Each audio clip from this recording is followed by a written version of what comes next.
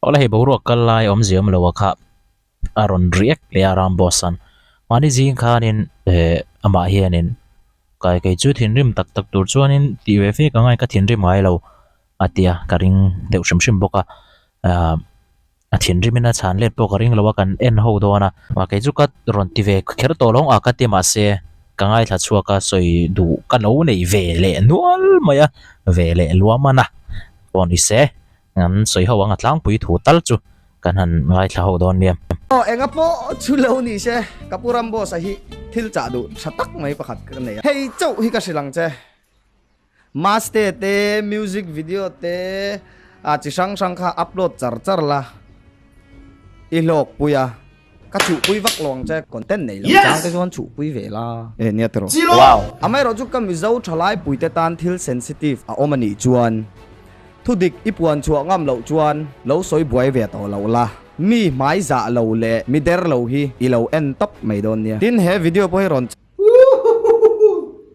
Bro, talking like already heaven.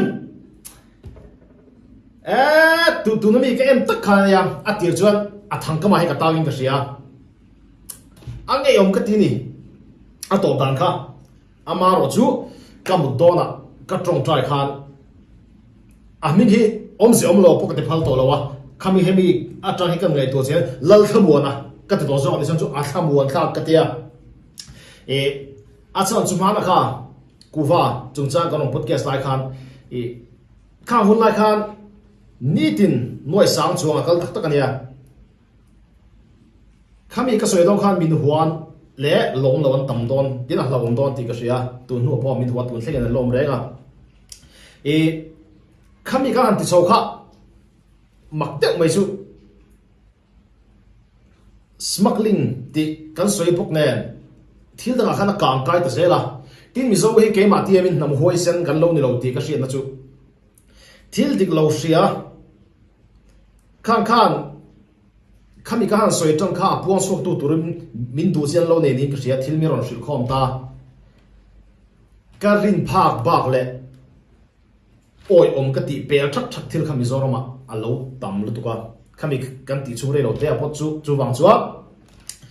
ka soi ngam chin tok a thenga tianga khan ka trong trai tang chu hun la chu ka trong trai chena til pa ke ai huai sen ka kal chin phak pa soi ngam tu tur ka tia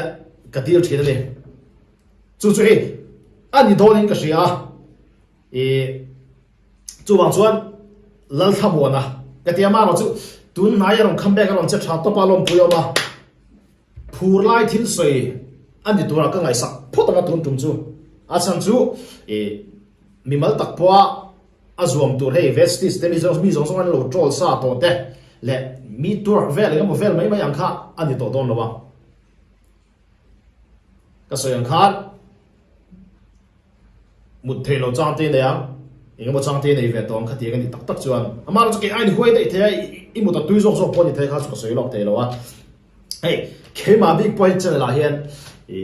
FIR for in aron te to thil re ka hian mi nan tu lo na chuan a video kan paile mai video paile kan nei nuala a khoi ber khang e ro FIR in shit ka ring chong lo wa ama ro chu khang kan ti hun la ya ane lo tak taka message kan dun te number call then khat kan dun le call le message po ni lo enga mo tanga en tin mo thil kan share om zene da wan ti ta han lo chuan khang vel han lo experience to chuan tu na aram baya sa hai ti te unsubscribe sa ti te eng lo ve lang chi hi chu hey tordan Asia lu tu ka ni chu ma chuan I soi ngam tak tak do ni chuan tu na po hen dai na ka thalai ta nu khoi hey ru lo eng lo wan chi te Mizoram po na tanga le mo Google tanga in share zao chop ni lo a mu na ron kal ngai an ron chui le thei tur phone call na end to end hey increase a tang mai po ni lo wa ulum to ko soi ngai thil te oma John chata khan ka number ne ya eng mo chu ka sil thei che tin ka siat bak sia number po ko mu thei che chu ingam tak tak ni chuan alo mong don tin ke ma po hian ti tak zet ka ngam lu ti ni dona ka ngai sang che ka ngai sang don tuk che ama ra chu tum tum chu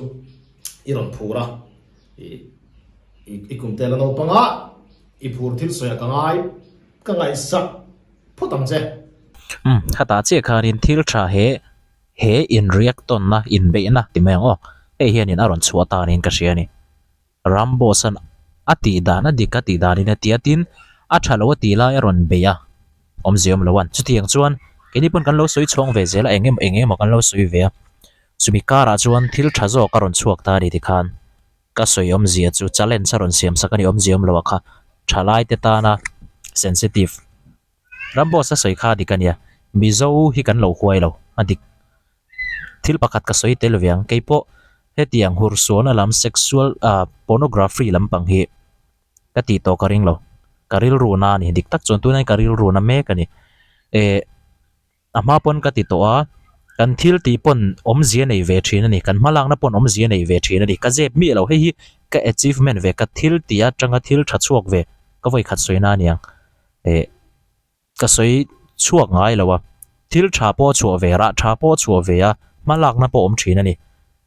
chu wang chuan nei beidong lowin mi huat huamin ka tia mi tam takin min support ve mana ka tia min support thawa dikani chuan dikangin kalila hetiang hur sualna kan thalai te lampanga ron luar zel tur ve nan hen ka te nimin lama po ka soi to ka kan po sani so mi chungchang ate po kan mis mizoram mewania ma se an ma ni tam tu le hetiang ang kha chir sen lo mizo mi pui 30% vel don hi chuanin emo 40% vel don hi chuan an tanani intiril rozau hawin an tran tlat to ni hetiang an nunanian thulom kan ti tlat to mai ni tuna chuan chu kan fa ten an la tur don chu ka thlir lok hetiang lampang hi ami mal tak chuan tong kama engemaw ka soi chong ka soi tel mai thei ma se hetiang a content pa nga ya chuan ka siam karing to lo ka siam to bokin karing lo chan chu karil runa ka beidon san to hei chu nakina kum tam takaliamanga in la aw chu ve huna poi tilu tuka in la aw chu ve huna he tuna ka thu soi ho karon ka content ka man to ho mang hian kan cho tin content kalaron siam don nia chumi huna bak chon karon tong chu to karing lo hetiang content pa nga yang tur chuan hur sualna lam thila kher hi chuan engang pon min kai hruai kholoin mian ti lo min neng lo ma se soi chi nin ka hre to lo mi huat kan hlo tam mai mai a tru lo phun chiar mi nu na in ron ti kan hlo tam mai to chu tiang chi chuan hei puram enga hianin atong ani kan duai tam hi hria to li hetiang lam han boi pui chuan message kan donga phone call kan donga police che dan ne mo ko sulaya sarkar che dan ne mi mal che dan ne mo te nom tak le thil thalo tak hi report hi kan dong nem malania phone call ani mo message ani mo ka delete le tak po hi tam ka chiar that ngam lo te po hi tam ka reply ngam lo pon tam chu wang chuanin thil hi alo rilani thil bol ro lutuk le thil chi sang hi smuggling thil ani mo thil tam tak a in phum ru thuk lutuk to mizoram a hian chu tiang tur chon challenge saron siama chu tiang tingam chu anom pon ka hrelo tuna hian rot felanu te pon an tia a thalu tuk do tun nga lutuk ani chu huai takina che thin a thei ang to ga chona to pathen pui thin ka ngai ga mi ngai san ber polani mizowa chuan chu wangin he tianga ti tak ngami mizowa hen an om karing lo tuna chuan mizo chan ve ai tam hian diklo na lam hi kan support to tlata kan on to tlata thil dik tak le huai sen taka tingam hi kan ho to zok tlata phun chiar emo anin nom in rol lo na tura in rol kan ngai vek to chu ka chi ka midang a po ke ma mai ni lo midang zela po chu ka mu dan le ka hria dan ani to wangin thil dang chu ka soi lo ang ke ma bi ka karonin soi tel ani chu hetiang hur sual na lampang pornography lampang ani ma hetiang hi content angin ka siam to don lo ka do lo ti na chu ni don lo ma se ami pui ma hetiang ang chuan ka ti to don lo ani chan chu mi huat mi zor ma chuna boi thlak mi en chung ten lo ma on lama eng mo lo ma mel riat kan tam sia in chung kual neu kan ni sia mi ngei le mi huat eng mo hi a hreom ve boi thlaka pura menga na tong trai na ke a ya huai sen ke ai soi thuk ngam ati hi ka support kho mai hi keipon ka tong trai na ni hetiang thalai zarwal hi omse Mizoram hi chu ngil ok theyang stiang vel chu ni It's payback time. kan chip ruakan kan puram bias bias katidu lawa chan chu alo kom ve to lak lo bias tro itu jon kit number 456.3 kha asoi dik cha ka bias sak thia po ni lowa an thawang ka hauni ka upload don po khan thawang haung na nge ka tiang om zom lo te side lo tangin tiang chi zong nge I atai ka siam ang ka tia amara zo de ka lo kal thang pui to mai ka lo tia ka chu ke pon ka ti fu lo ke in te thawang haung la ka lo ti la adik ber ka tia ti khata ta khan tu na pon ni pon an lo bum ti ha ka lo e lo swala aron ti thawa mi an bum ti ha chiang nge la chu ka mi khwa te gen ka muwa ka en tin nan kan soenga asan chu an ma mi lo komte an ma ni mi lo komte pon ti lo ke man thalai ta na tangka enga bom do ka shil ka gen ke man ka koma kom tur khang ka bia ka som zo ka ni chu chuwa chu ka mi khwal ten nia thinan lo tu swal mi bum ti ka thia chu police ka khawala nga mi swala mi bum tu nom tat mai ka tia amaro chu ka mi khwal ta mi nan non tong thu ta ni chuan ka hung nge nge thawang ka hau nge nge yam asan chu hey I serious thil nakina thil sensitive te po pathian zara podcast te ka lo nei sawang tu nge mi khwal ta hum ngam lo pula ron thu duang tin tu han hum mi lo ta la ending nge min duang na ma ni pon chu ka ri rom da nia tin engeng po asoi ro he ka ron soi fi sawang akom to nen dinar te lo tweeta ta khan an mani lama chan lo chuan a moral ka down vek don ni chuwang chuan in keipon ka se thiam lu tuk a chan chan chu ka dem lo ra rang keipon ni la ka chanang chu ta chuan enge a in zir chua tur kan ti chuan in kom tur te chiang ila platform kan pek tur te hi chiang ila enge an preach ti chiang ila lem dhuak lai mi ron da saka ni a soi dik chia hemi ya kan soi fie be du le tu na mi po hi chan le na tu rem do ron mi ka lo ma ba ka in soi fie na tu thil pakhat hi su kala sia ve shim man ka ti lai ne zo da kan soi du chu khami tum kan in kong khan hei na tul wang ron ka lan nia sunday chu ba ka hunan nei lo wa ti chuan chu mi za dar za zo kan ti don ne kan ti kha kong ten lo bo de nen an ni pon ron tla ya ti chuan choi na mun tur kha chu mi dar sa zo kan ti to sia kan in kom ri man ta lo ni cameraman camera signal zak zak to a tiang kha ya ale pe ka kan in kom le don nia ai zo ko ron chu khana ka te tung ka to pa hen chu ka tum de ba chung te po chu ka rin no lo tin zon fa ma sa tun nai zo na rem don ta lo wa chu da tak chuan hey professional la mi va kom thina mo khati ha kala ni lo wa ke ma thriat dan to kin mi ko ma chu ta tak chuan hey se ti tu kan lo ni rei to a no pang kan bi dan do kha kan bi ni ti to pang om sia chu class kan la khian no pang hian zona an chan thiam nge nge tur atani kan changa kan tana no pang phur chu class khathi a rei lo ni amara chu tira tanga zona har na tu ka in chu chuan no pang te po hi class khat ren ti lu tu khatian che khan mani achievement te lo tin chu soi nuam ma an soi nuam ti zong in bul kan tana ke man ka memal da ka lo plan da na chuan zona chan har so ho ka zo cho ve tong khati khami ni po khan zo ka tu ma chu chu dar kar khat kan lo pel to a thil soyan thiam te chu ka ria chan chu ka zo tum ho tam tak kha ka zo thleng man lo tlat ta tang chon thil soyan ngai no man thiam an kho vela ke po min shroi lo chin an nei ti ke mit khlap mar chu le pe ka zo ka tum ho te kan ya an tan thil chan duam em ni lo tur te po zo ka tu ve ni a chan chu ka lo ke ma hi ka lo loss to ha mi network marketing lama hian okay life care de khan khas sai in khama ka te ha go lai khan singa man product kan le tu thangin kala shal zo lo wa buko sai ka lu tre pa paisa po kala so man le na tur ha ama zo kan in chiar zaw da wa an no so yang chi hian hlotlin na chance kha azima tin hilpa hlotlin tur khan pressure de khatiang reng hun man kha ka pe zong le ka thiam zong ni lo ti ka chianga ang soi ve lai lokang a chan le na tur he kar khat ve lai ngai to in ka sia aron chua tang khan oluk takin azir chenga englai nge soi tur a in soi fia ngai na lai in soi fia nan hei aron mangaria atai dela po khan chan le top na hatia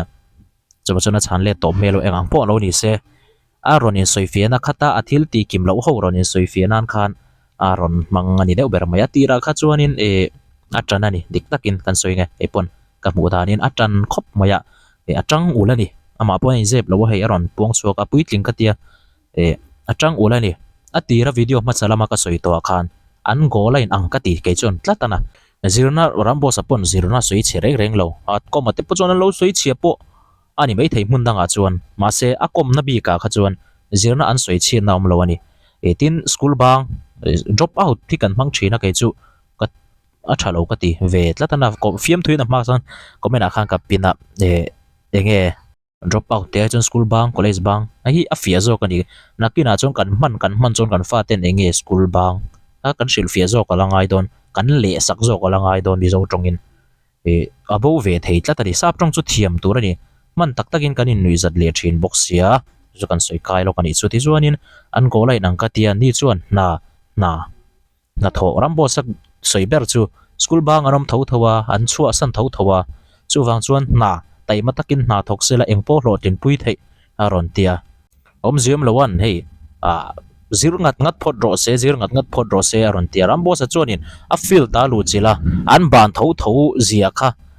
a hre chianga a hmuna thir tu nia chu wang chuan an bang don tho thowa an bang zel thowa bang su kan ti lom pon chung ho ko mu an ma ni motivate thei tura zon na thau mani ti ko mui ka tumani ti boka an go lai nanga an thanem ngai na an fakom ve ka ti hemi kong kher lai chon ka din na langai ichuanin kha aron soya at chiat pui to na te rambo san aron om zeu lo chu kan react to malamin kan soi vak to lo nga rambo sa khanin a chiat pui to thu poisa los to thu chiang takin aron soi lang bok a re chiang ber turani a thil tum te poron soi khri cho wang chuan mi an lo hlawt tling ani pon helam pang kher kher chu ka thi lo chiang kuang to pa in hlawt tling na chan sa zim ti wang kham mi zong helam network marketing mi khan hlo chame an hlawt tling lo ti na lo champhai poin chu ko chom na mang anom no la maro chu ka pi chi ni lo wa tin an ni ho ka zo pon soi tin chu hey 6 figure hlawt te chon nom ve le zu zel amaro chu constant da wa hlo reng te ti thil har lu tuk le thil hu puro manian tian an soya chu tiang zo na tong chi chuang an ni po hi an hlawt tling na mangin mi pui kan hi photanga a how tak dan le mi zong tan network marketing hi ani big lo zia kha khalam kha zo chho ka tum lai me le an next satana ke ma khalo in po se na nia hey an mani po hian ari chuan puram boss kan lo man bo hretani mo tak kana ama chuan ama chi in soi ni ama hi dem ngor na tur hi om big lo chan chu om ziom lo hen ama hi chu toite ron soi ni ram boss kha khami aron ria ka vestige aron soi aron puan na khan mo vestige scam aron soi na khan ram boss ai toite in aron soi a soi thui lo khop bai ram boss an aron chang khera a thiam lo ma sa ka ti du a soi toi lu tuk an kit number 4 an yang ti te lai vel chawa khana soi eng ma soi chian na danga nei lo an scam lo ti to dan kal mang zong ati ram boss chon ama a lo in burbun ngat to tu na chuanin khami chungchang zong kha lo in burbun ngat to engtingen local pui to engtingen lo ti toy anzir chiang very react to te hian chuwang chuanin enge an local phung to mitam takan kom tolom da friday so pon kha nuai engzat nge nuai som zong lo po kom kha tu man an holo reng mei chia te po a kom kha tu man an holo tu man an soi zui lon soi chelo reng eng tinge heng no pang pathum an soi chiat thil chu lo thil poi thei thalai te ta na thil poi lutuk an soi tel cheu ti na ni mai tu man an hlo le neng lo hian thik reng lo thalai te tan thil poi an soi chuak ti na ni rambo sa hian ama lo in ngai bel tlata khami toy te line second exam nge soi second nga vela mi soi an kom na khan ama chan chin ngat pe chu chuwang chuanin a soi toy lutuk ama ni lo in ngai bela a fu lo chhota chang le ta tek ta repa ani ron attack le vele chu zok chu ni an status aten reels ate kan huwa poisa te lifestyle te i tom zo an da chok na sa kha khan thalai po a hit na sa ni in ka ria tin chu ta kan soi tel zo chu mi zo te poisa kan a chil lu to khi he hi chu case study te po hin nei tham hian ani mo ka tia chi mi kan soi du na chan chu nuai khat tu ma ta chu an tin pui agin kan soya a nuai thum tu ma ta chu an tin pui le agin kan soi le pui tling zo po an thutluk na siam nuai ina hong ani chuan thakhat chunga nuai thum la ve ka chu alo hi plo thei lo ti hi a chiang in ka rian mi zo ni phunga chu wang chuan I helam pang hi financial education te po hi high school chin hi introduce te sha mi lati mi mal ta ka lo du sa ne mem po khatien te kha I ani ve chane ngai na thila karon bel zoya ta chuan hey lifestyle ni tom te udo poisa honam na te nga matem ron tin sa a phen mi a ha thla la hi ka toan tam to big lo ka te chu wang chuan kha te te po kha a hlau om the ngem in market dan hi hey mi in influence na sa sia hey til hlau om the ngem tiang chi zona khalam pang te po kha an soi nuam ti le ka in nel to kan zo to khalam pang khan kan katit fu to in ka sia a har salam kha kapul ka ti le ka tia e mi puiten na kida min vom ha lam du na lung te hetian da thak soi soi huna rem cha om chuan I kan le in kom le an tan po chan nuam tak ni lo thil chu atam ve to in ka ring kha kha chu kan soi ve do tin pakhat ka kom chana khan he ke chu mi positive dak ka nia I thil hu phur lo chi le thil chu chu ka sir chuak ve ti zum zum chi ka nia ka thalo na per chu ke ba ngin bial lo ngai tu fek lo ka thil thirang in thi min lo thir lo ti kung upat to nu po he ka lo sha lo le thina he chu in zir nga khop ma ya ka ril ru chu ka be se na chuan kha biak lu te thian pathum ka kom khan graduate lo le nga lo pang te te an company lu na le an thil ti na po lo thin na ret zim lu tuk tlem lu tuk a le hal khatiang kha an thleng thei ni chuan graduate tam tak na lam murem cha lo te pon an ni graduate lo zok le an company lu na po me tam takena schema kan ngai le lo thin na chan zim lu tuk a pon lo thin thei chuan kal lai na ka lo thin ve te ya ti zong khan inspire ka lo be se atin e lo drop out to te eng mo wang lo drop out to le kha thiam thui lem lo te pon mi dang pon he ting lai na lo thin pu de so ke po ka lai na ka ho ting ve thei ti zong khan bin inspire tu la ka lo be se ya ama ra chu ka be se ang ngot le khan na ngot kha thil alo ni lo wa e ama ra chu enge mo zo takin tu ma tar chu na answer a enge ti zong takin ilo lok pui be se thur tin mi te po en tin mo tar chu ala inspire thar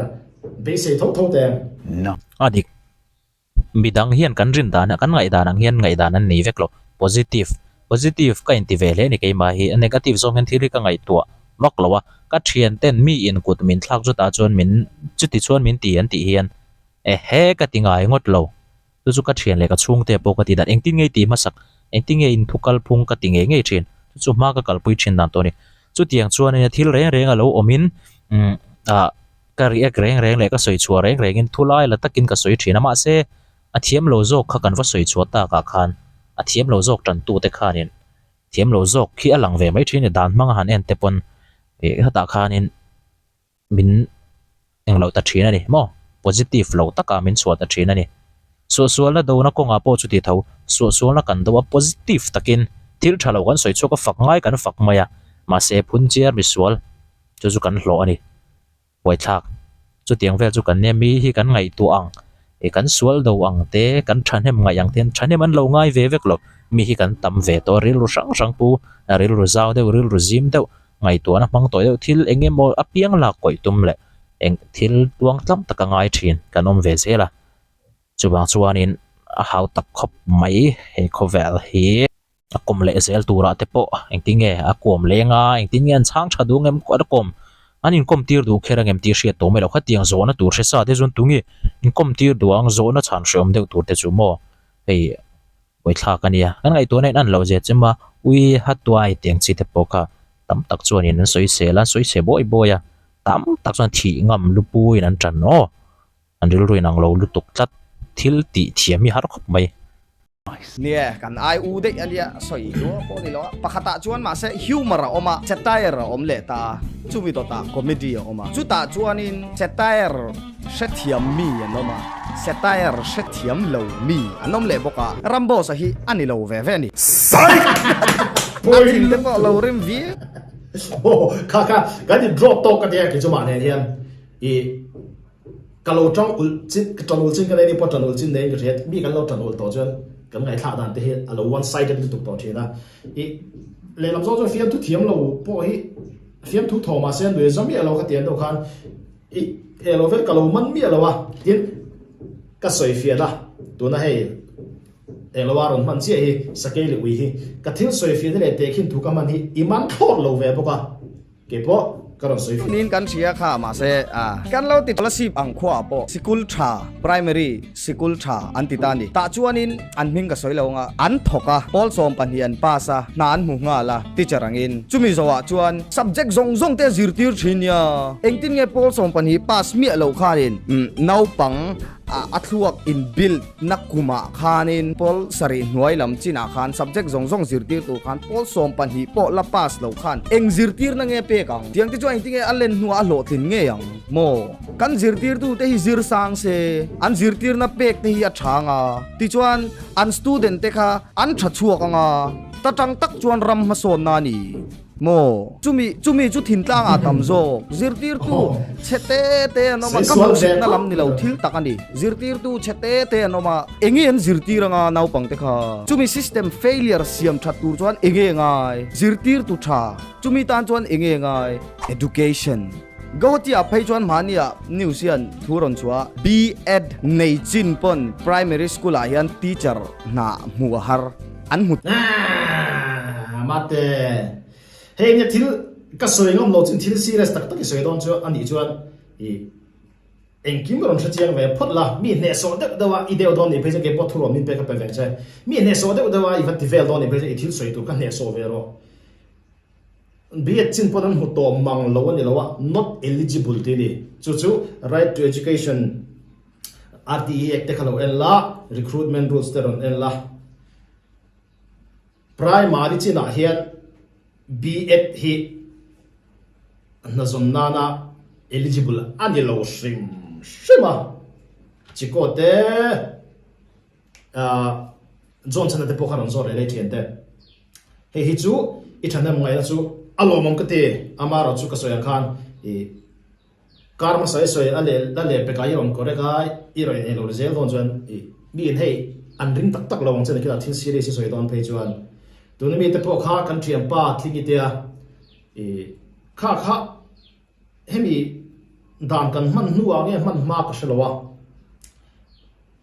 amaro chu primary a tho chuan pol sari chin chu azir tir kaling mi alowa primary chin te po kharon tha chiang la ten B.Ed chin hian eng chin na nge adil thei primary chin kha eng chin nge dil thei ti te po kha ro tha chiang rambo sa hin angai tha one side mo lelam side join angai tha ul in angai tha to shit reng luna hianin asoi kha private school ani karinga ni atlinga ti kha pol sari khami class rang ranga zirti re jong kan thian te pol som pani khachu ke chu sarkar school ti le ti lo soilo ma se sarkar school ani karing lo phota chuanin B.Ed hi tuna hianin Mizoram apo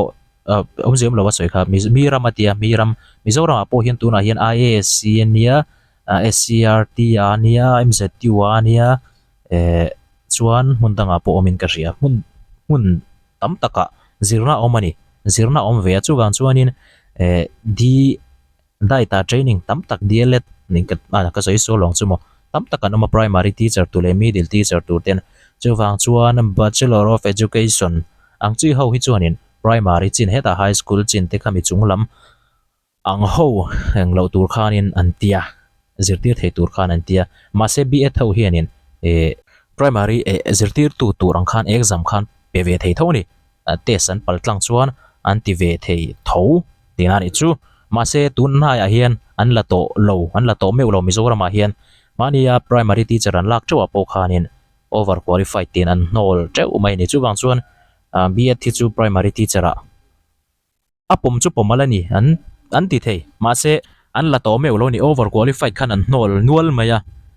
chu wang chuanin an lak ari dom to che lo ka tia chu ka mu da na la le mai thei boka zir sang na na chon du te po ni mai theya po ni se hemi hi chuanin state chang chang idan kalpui da rai dang lowa eng state ta chu mi state ta chuan B.Ed chau pon phal mai thei tin chu mi state ta chuan chu mi chau chu te pon ti mai thei ni B.Ed ai niam hami ai niam tura training tam taka dom ve a chung ho chuanin ai niam te hian zir tir ve thina chu wanga la lo te po an ni ma na le sa ve la tha kho mai thil soi kha tia chen ngai tin thi soi tak tak don ni chuan kha ni soi engam hi chu om thinin ka ria khok chen khatan te pe chen in dai lo tu an vc te mo khotlang in tho khom on zir tir tu nget lo om te na an hlot chen khatan tho khoma than nem nga ya in dai lo tu wanga lak te po soi hi a om ve le thina hetiam vesti chho mai ai dai ka mi zir na hong zok mi future hong zok thil hi tama ma se khai soi to a thil series tak tak a jo soi sei nei don lo tu na po he ron soi chelo chana chiang le zo zo kin ron soi chho zel ka be se chu wang chu ni om se om lo po ti phal to lo kham mo na ka ti che ma ro chu I kal zel tu ra ne so de men no chiang de win hei dil the to mang lo di lo wa not eligible ti to pa ne chu wang chu chiang de win I ron che chin to don ya thầy tỏ lâu anh đi mo Bachelor of Education anh đi pon tiang chu nia mi ram te chu o kai tin ui le sakai example ape kha hey thil engkim hi heng le khabu hi heng monitor te hi keyboard te hi hey price te hi hour te hi ka to nga ka zo ti angai lo kha angai ni o tu na ka thil chiang ho te khilama kala da zong zong te hi kum som ni pathum ni li ka ni chho khan chiam tai la tu na hian sarkar lau lem lovin kom tong amar tu cho sarkar hian nge ngai kom ka lo chiar har wa ni poilu tuk nang ni pon chiar an soi kai lo ka nge kan khami zirtir tu ai kal ti vel ka poisa tho khom ti vel ka voi khat chu zirtir tu pakhat thi om du mi lo po sa om du mi lo hi ani na kan valen chila ga rutina de mai kan la no pang bo ka ti la chun sir lai po langin an valenga ai kal kala lom lo tha deuh ka pe lom an lom de izok atia chuan ai ron nom lo chuna chi lo zirtir tu thiam in nen ni training po chuak lo zirtir ngot ai chuan an tia ka ron om ai chuan ka ron kal lawang ka post khi aruak makani mai min ti khuma mun le mun amai chana na khap maya ka tu nang hun hi ni ta se chuan mun le mun akhang ka ti na viewin ka ringa ma se khati hun lai chung kan la no panga kan la doya kan langam lo puitling takan ni to heta upa tak ton ni to ton pension toin karinga boi thla khop mai khang te khatam tak o matin poisa tho kho ma nu le pa ten he tiang chor a om chau mai chuanin ate khin thu kha ni ate khin thu hi mak deuh tam deuh hi ma la koi du jun la koi tur tam tak om boka ak dik zong alak du pon an tangul ve ve a la koi tur an zong ve ve thil renga hian an la koi ve nin ka hremai hemi bik pahnia hi chuan tin topic tur chian hi poi mo khop maya a konfi thina homziam lo hi aron soi chua dana te po konfi em thina ma se nia chian lo te po hom ve ni ma ana le ka hre thiam chi bik lo le a topic a chuna chiang a soi tu ma chuna chiang a chiang takin a soi thin tian chiang angin a soi ngam bok a soi a hriat chian angin a soi chuak chiangam rambo sa chun api he thin chu chiang vak lo angin a lang thin ani na po se chiang mi alowa tu te mo hu hang wanga I lut to pani chuan I hlot lin le na cha chu azim via win karinga ten na sim hi vestis te chu andi le zualang na sim hi hlot lin na chang si azima I sor sim tel tu mo tan pi kan zel to a entinan YouTube pa hey omzia ponatia ke pon katita YouTube tangin paisa lo thei te kan hre ta effect tong mi zo hian amaro chu tunge omse nei pha a 6 figure zong in setup tuge nuai hi khatin la phang bitam anom karing lo kan khate lo dio an om karing lo khatiang kha nia I ti tak le tak lo mi zo apo kan in clear zel to don chu mang chu mi ti tak lo am om tam har po le sum a thona sem te po kha kan le hip duak duakam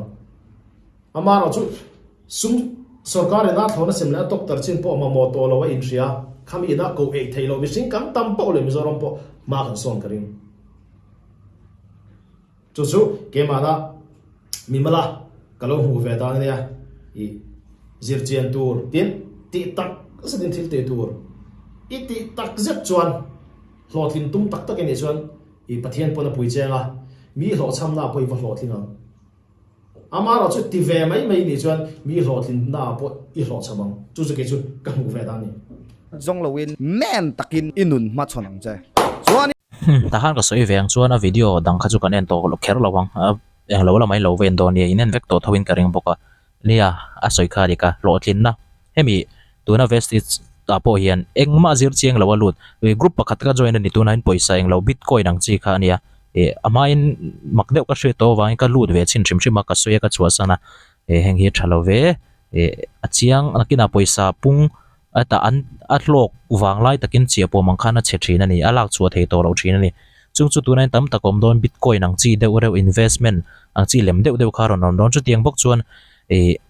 vesti sa po chu tiang chu ni zir chiang mi lawa enge ni hre chiang mi lawa poisa wa tho pop pop lewa ti pop pop kha chu bumin an om don bumin an om nge an mani an vo ang lo don ni kan zir chian pe lo chuan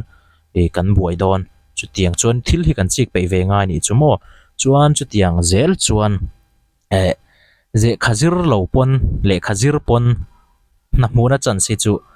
engki ma lo thlina chan si chu atle mani lo thling tian ti chuan heta a top phan ni theyang chi khamo